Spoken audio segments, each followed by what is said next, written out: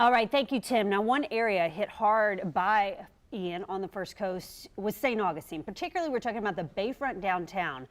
Look at the water taking over right here this afternoon. On your sides, Jessica Clark spent the day there watching the flood waters arrive and then recede. So, Jess, what are conditions like out there tonight?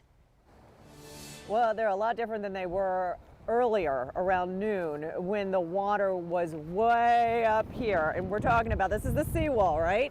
And so the water from the bay was coming in just over the seawall, and again, just over the seawall, never kind of resting on the seawall, but always just lapping over it. Look at this, no water right now.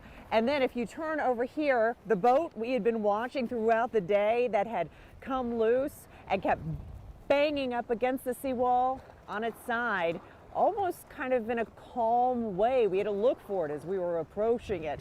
And the road that had all that water just all over it, over the median and waist high. Well, there is some water that is starting to pool and glow into part of a lane. Certainly it is now over the parking spots, but Tim was telling me we will see more of this high tide come through, but it is not going to be what we saw earlier today, which is a relief for a lot of folks here in St. Augustine, because the water that we saw up here, again, waist high, that is not something we want to deal with for the third time in one day. All right, so we're live in St. Augustine. Jessica Clark, First Coast News, back to you. Relief indeed, Jessica. Thank you. We want to go to